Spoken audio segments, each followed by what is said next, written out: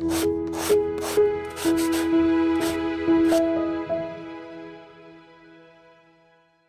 여러분 안녕하십니까? 윤유석입니다. 이번 시간에는 일회성 악재에 투자하자라는 주제를 놓고 강의를 시작하도록 하겠습니다.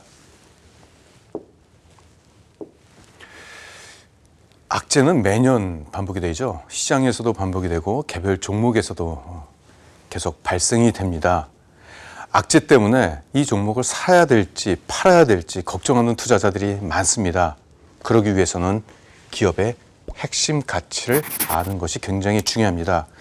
핵심 가치를 알게 된다면 그 악재로 인해서 주가가 하락하게 된다면 오히려 저가 매수의 기회로 삼을 수가 있기 때문에 그렇습니다.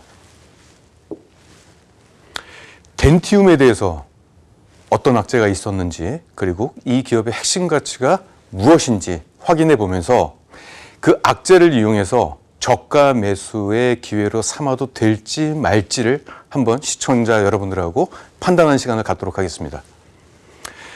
일단 덴티움은 해외로 뻗어가는 국내 토종 기업입니다. 임플란트 기업이죠.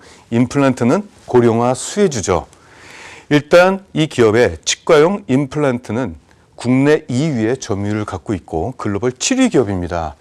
해외에 25개의 법인을 보유하고 있습니다. 그리고 임플란트 최대 수요처인 중국에 6개의 법인을 보유하고 있습니다. 악재가 발생했습니다. 4분기에 수백억 원에 130억 정도 되는 추징금이 발생될 예정에 있습니다. 그것 때문에 4분기 실적이 순이익이 큰 폭으로 급락할 가능성이 지금 전망이 되고 있습니다. 하지만 그 악재는 주가에 이미 반영이 됐고요. 여기서 기업 가치를 알게 되면은 이 기업을 사야 될지 말아야 될지를 판단할 수 있겠죠. 만약에 기업 가치가 높다라고 한다면은 이 기업의 실적 하락에 따른 주가 하락은 그야말로 바겐 세일입니다. 일단 이 기업의 시장 점유율을 알도록 하겠습니다. 시장에서 어느 정도 지위가 있는지를 확인해 볼 필요가 있겠죠. 국내에서는 2위 점유율을 갖고 있고 약 16%의 점유율을 갖고 있습니다. 세계 시장에서는 7위로 약 4%의 점유율을 갖고 있습니다. 가장 중요한 중국 시장에서의 점유율 역시 2위로 25%의 시장 지위를 가지고 있습니다. 임플란트에 대해서 앞으로 성장성이 어느 정도 되는지를 일단은 시장 환경을 한번 체크해 볼 필요가 있겠죠. 글로벌 시장 규모는 전 세계 고령화에 따라서 연평균 8.2%로 성장하는 유망 산업입니다. 그리고 대륙별로 보게 된다면은 이쪽이 북미 쪽입니다. 그리고 이 성장하는 이 부분이 아시아 쪽입니다. 북미 쪽은 아무래도 고령화가 좀 많이 돼 있고 그리고 임플란트라든지 치과 의료 산업이 발달한 그 국가이기 때문에 이런 쪽에서 성장세가 계속적으로 이어질 것이고 이 신흥시장이라고 할 수 있는 아시아, 특히 중국을 중심으로 해서 고성장세가 계속 이어질 것으로 전망이 되고 있습니다. 주력 시장인 중국에 대해서 한번 살펴보도록 하겠습니다. 중국은 2020년도 올해죠. 65세 인구가 전체 인구의 12%, 약 1억 5천만 명 정도가 65세 이상 인구로, 즉 초고령 사회에 진입을 하게 됐습니다. 그렇게 된다면은 잠재 임플란트 소비자들이 많아지게 된다는 것이죠. 그리고 최근 중국 정부에서는 치의대를 많이 개설을 했어요. 그러면 거기에 졸업생들이 치과 의사 졸업생들이 많이 배출이 되겠죠. 그렇게 된다면 동네에 치과 의원들이 많이 개설이 될 것이고 그렇게 된다면은 소비자들이 임플란트에 대한 접근성이 높아지게 되는 것이죠. 그래서 수요와 공급이 함께 증가하면서 전 세계 임플란트 시장에 굉장히 큰 역할을 중국 쪽에서 하게 될 것으로 전망이 되고 있습니다. 자, 그러면은 덴티움은 이러한 글로벌 시장의 임플란트 성장에 어떠한 지금 액션을 취하고 있는지를 확인해 볼게요. 해외 법인이 2016년도에 18개에 불과했는데 불과 3년 만에 26개로 크게 확대가 되고 있습니다. 글로벌 시장에 적극적으로 지금 진출하고 있는 것이죠. 중요한 것은 우리나라가 임플란트에 전 세계에서 어느 정도를 차지하고 있을까요? 네, 임플란트계의 브라질 축구단이라고 보시면 되겠습니다. 전 세계 가장 높은 기술력과 점유율을 가지고 있습니다. 국민 한 사람당, 국민 만 명당 한 500명 이상의 임플란트 시술 경험이 있을 정도입니다. 이것은 다른 국가, 2위 국가와 비교했을 때 압도적으로 높은 수치입니다. 그만큼 임플란트에 대한 기술력이 있기 때문에 또 브랜드력도 있기 때문에 전 세계에 진출하는 것에 있어서 그 정도 파급 효과를 기대할 수 있다는 얘기죠. 해외 법인의 실적을 한번 보도록 하겠습니다. 2016년도부터 최근까지 매출액이 급성장하는 모습이고 여기는 이제 2019년도 3분기까지의 매출액입니다. 4분기 매출이 더해지게 된다면은 이 성장세가 계속 이어지겠죠. 수익성도 굉장히 큰 폭으로 증가하는 모습을 우리가 확인할 수 있겠습니다. 즉, 전 세계 시장에서 계속 외형 성장을 이루고 있다라는 성장 기업입니다.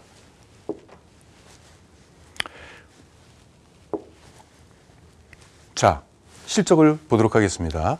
연간 실적을 보시게 된다면 연평균 23%의 굉장히 높은 수치입니다.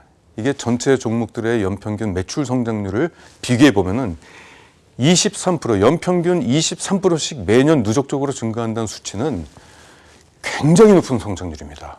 이거는 초고속 성장이라고 봐도 무방합니다.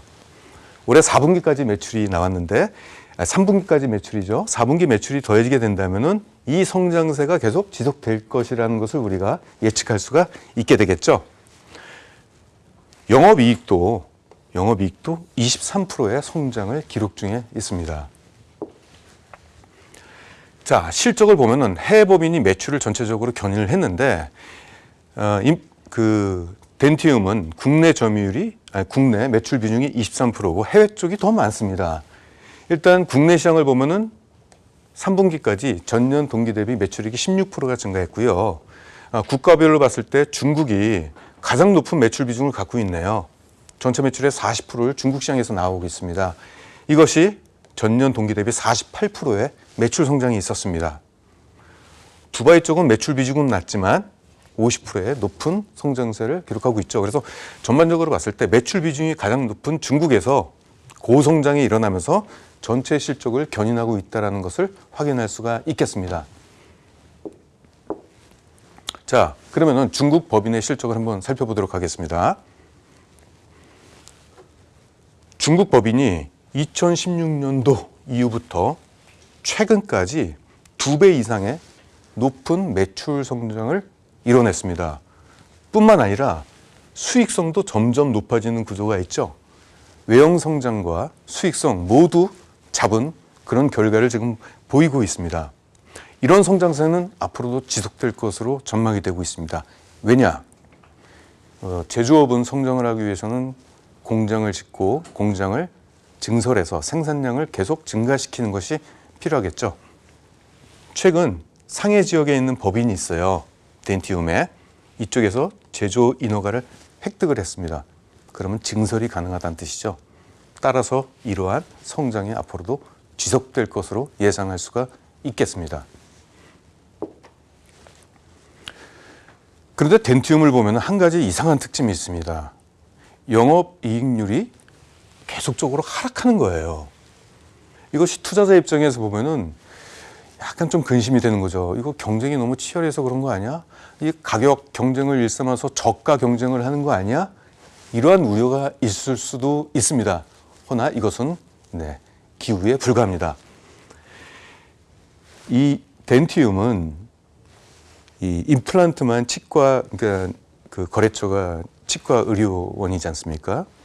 처음에는 임플란트만 공급을 하다가 나중에 임플란트를 공급할 때 주변의 의료 장비를 패키지로 공급하면 더 높은 매출을 확대할 수 있다는 그것을 발견한 겁니다. 그래서 단일 임플란트 사업에서 치과용 장비 사업으로 사업을 확대했기 때문에 이것이 수익성이 떨어지는 모습으로 이렇게 나타나는 것입니다.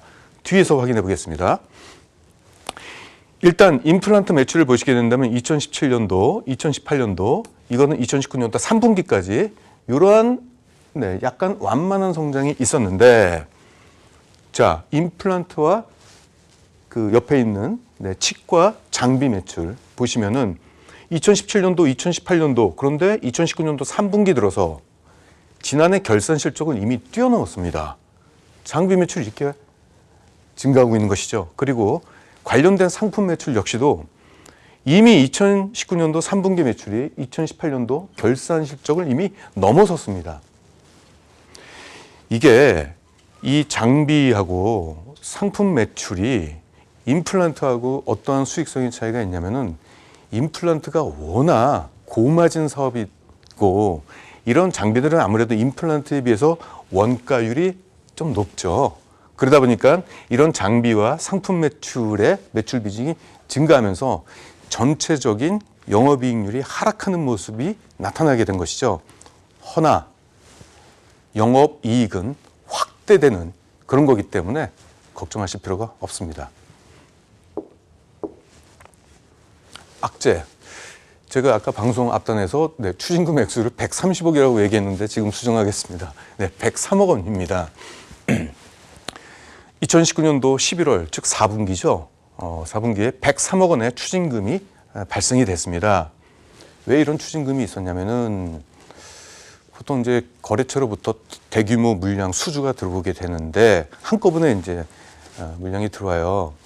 그러면은 그것을 선수금으로 일단 돈을 받아요. 근데 선수금이라는 것은 돈은 미리 받았지만은 아직 서비스나 어떤 제품을 제공을 하지 않았기 때문에 기업회계에서는 이것을 부채 계정에다가 상계를 시킵니다. 근데 이 기업은 이걸 매출로 처리를 했어요. 근데 이것들이 과거에 관행이라고 합니다. 약간 좀 애매한 부분이 있어요. 해외에서는 이것을 매출로 처리하는 그런 국가가 있다고 합니다. 그러다 보니까 여기서 약간 혼동스러웠는지 이걸 매출로 처리해서 결과적으로는 이 부분에 대해서 추징금이 발생이 된 거죠. 2019년도 11월 30일까지 납부해라. 즉 4분기에 이것을 납품하게 되면, 이거를 이제 추징금을 지급하게 되면은 영업과 상관이 없기 때문에 영업이익 하락은 아니지만은 순이익이 영향을 받게 되겠죠. 자, 그래서 주당 순이익을 보겠습니다. 이 검은 선이 지난해, 즉 2018년도 1, 2, 3, 4분기고 이것이 2019년도 1, 2, 3분기인데 실적이 괜찮았어요. 4분기에 급감하는 모습이 아마 연출될 것으로 보입니다. 이것은 아직 추정 실적이기 때문에 적자를 기록할 수도 있습니다. 자, 그러면 여기서 이런 악재 속에서 과연 이 기업에 투자를 해야 되는지 말아야 되는지 우리가 판단을 해야 되겠죠. 첫 번째 판단, 앞서 말씀드린 이 기업의 성장 가치, 이런 것들을 여러 지표에서 여러분들께서 확인을 하셨을 겁니다. 자, 그런데 일회성 악재가 발생했습니다. 이 악재는 연속적으로 발생하는 게 아니라 딱 한 번 이례적으로 발생하는 악재입니다. 자, 그 악재는 이미 주가에 반영이 됐습니다. 추징금 발표가 나오면서 주가가 큰 폭으로 떨어졌고, 추가적으로 악성 뉴스가 한 번 더 발생이 되면서 한 번 급락을 했었습니다. 이미 주가에 반영이 됐어요. 그럼 여기서 덴티움에 대한 기업 가치를 아는 분들은 이것을 바겐세일로 받아들일 수 있겠죠. 모르는 분들은 순이익이 급감하게 되고 추징금이라는 단어에 있어서의 거부감으로 이 기업에 과연 투자를 해야 될지 말아야 될지 판단하기 어렵게 되겠죠. 따라서 2019년도는 추징금 때문에 전년 대비 성장이 둔화가 될 것이 확실시 되고요. 반면 이 기업이 그동안 보여준 해외 진출 사업의 매출 확대, 이 확대를 고려하게 됐을 때는 2020년도에는 높은 성장률이 나타나게 된다는 얘기입니다. 12개월 목표가 7만 2천 원을 제시하겠습니다. 지금 2020년도에 추정 PER은 11.6배고요. 그러면 과거에 비했을 때 매우 낮은, 가장 낮은 지금 주가 가치를 보이고 있는 것이죠. 매우 매력적으로 변하게 됩니다. 목표 PER은 그동안 시장에서 평가를 받은 PER 17배로 목표가를 설정했습니다. 그래서 악재를 이용하게 되고 악재를 이용해서 기업 가치를 알게 된다면 이렇게 저가 매수를 할 수 있는 종목을 우리가 발굴할 수가 있게 되겠습니다. 네, 실적주 4분기 전에 매수하자 이런 주제를 놓고 종목을 소개하도록 하겠습니다. 일단 지금 저평가 성장주에 주목할 필요가 있는데 현재 앞서 말씀드렸듯이 지금은 4분기 실적 발표 전이죠. 3분기까지 실적이 좋아진 기업을 굳이 4분기 실적을 발표할 때까지 기다릴 필요가 없게 되겠습니다. 왜냐? 4분기 실적이 발표가 된다면 이 기업의 숨겨진 실적 가치가 시장에 드러나게 되면서 주가 상승이 일어나게 될 것이기 때문에 3분기까지 실적이 좋아진 기업을 미리 선취매하게 된다면 4분기 실적 발표가 돼서 주가 상승할 때 그 수혜를 입을 수가 있게 되는 것이죠. 자, 오로라에 대해서 여러분들한테 설명을 하도록 하겠습니다. 2019년도 3분기까지 실적을 놓고 볼 때 사상 최대 실적이 전망이 되고 있습니다. 그런데 그것이 시장에 아직 알려지지 않았기 때문에 주가는 저평가입니다. 만약에 4분기 실적이 발표가 돼서 이 기업이 1년 농사를 굉장히 잘 졌다는 것이 알려지게 된다면 그다음부터 주가 상승이 일어나겠죠. 그 전에 우리가 이 종목을 매수하자라는 그런 얘기입니다. 이 기업의 사업 계획을 말씀드린다면 일단 캐릭터 완구를 생산하는 기업이에요. 국내 점유율 1위입니다. 뿐만 아니라 영국에서도 이 기업의 점유율이 1위입니다. 세계 최대 시장인 미국에서는 브랜드 가치 2위입니다. 국내보다는 해외에서 더 알려진 기업입니다. 80개 국가에 연간 3천만 개의 제품을 공급을 하고 있는 우량 기업입니다. 연간 실적을 보도록 하겠습니다. 비교적 매출이익이 꾸준한 실적 성장을 지금 이루는 것으로 우리가 확인할 수가 있겠죠. 연평균 12%의 성장을 하고 있는 그런 상황입니다. 수익성도 지속적으로 좀 증가하는 추세고 최근 3분기 들어서 2019년도 3분기 들어가지고 영업이익률까지도 큰 폭으로 증가하는 모습을 우리가 확인할 수 있습니다. 2009년도부터 최근 10년까지 가장 높은 지금 수익성을 지금 기록 중에 있는 기업입니다. 그런데도 주가가 아직 안 올랐어요. 이게 포인트죠. 자, 분기 실적을 보도록 하겠습니다. 보시면은 1분기, 여기 1분기, 2분기, 3분기를 무엇과 비교하느냐? 전년 동기 대비하고 비교를 해야 되겠죠. 네, 계절적 특성이 있기 때문에 같은 분기끼리 비교를 해야 되는데 1분기 때 보시게 된다면 매출액은 5%, 영업 2분기 때 33%, 3분기 때 17%가 증가를 했습니다.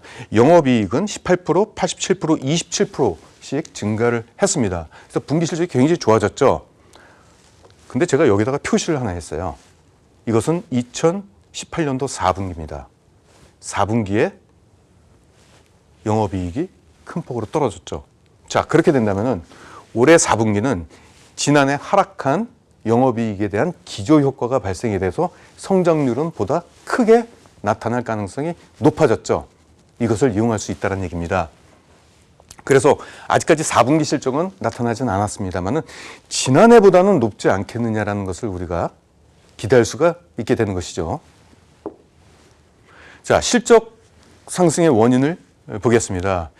일단은 국내 매출은 전체의 28%를 차지하고 있는데 71%의 굉장히 높은 성장률을 보였네요. 국내 쪽에서 매출 성장이 굉장히 컸습니다. 그 이유가 뭔지에 대해서는 뒤에서 말씀을 드리겠습니다.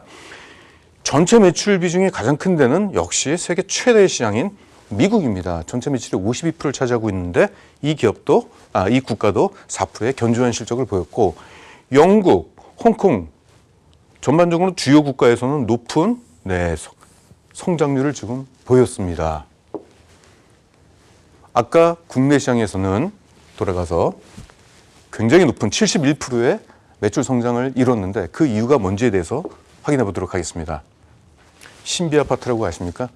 아이들은 다 압니다.